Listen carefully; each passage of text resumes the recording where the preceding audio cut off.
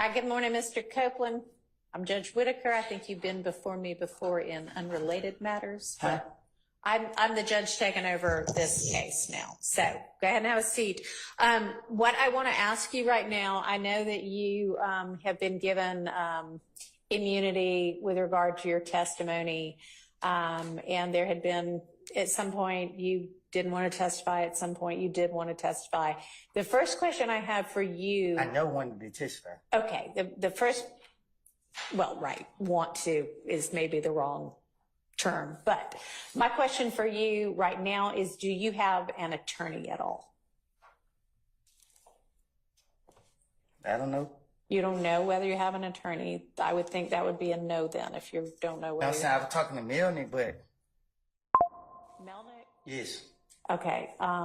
Didn't he ask to be relieved as your attorney, and did you sign something saying that's okay, you can get out of this?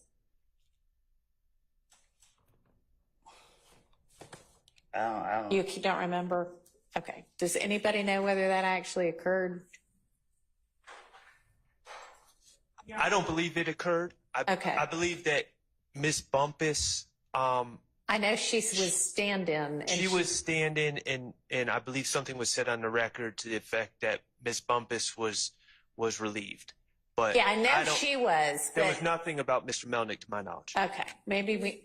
There was. Miss Bumpus actually said yesterday, I believe, during her testimony, that Mr. Melnick had directed her to tell Mr. Copeland that he could either exercise his, well, choose not to testify. Right.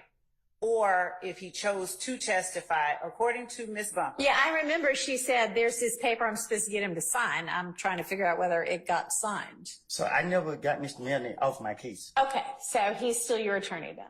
I guess. Okay, all right. Well, then that's the answer we've got for that. All right, so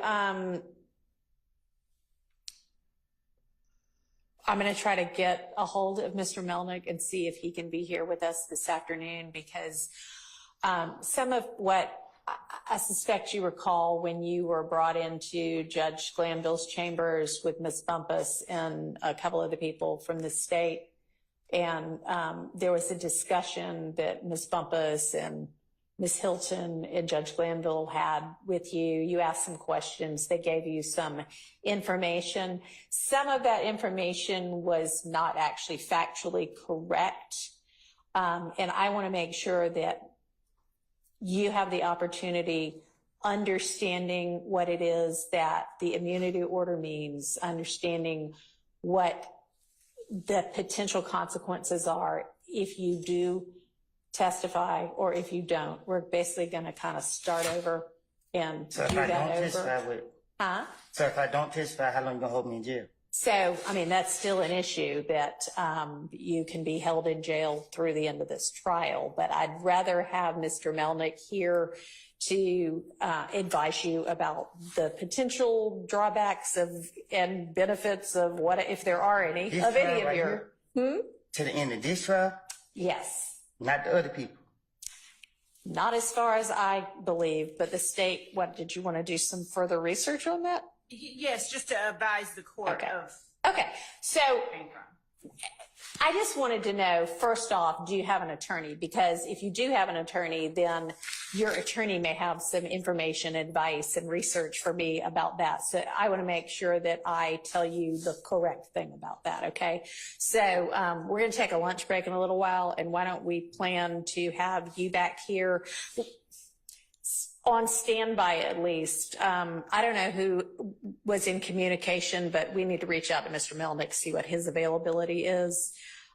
So just be on standby in case I need you here, like at 2 or 3 this afternoon.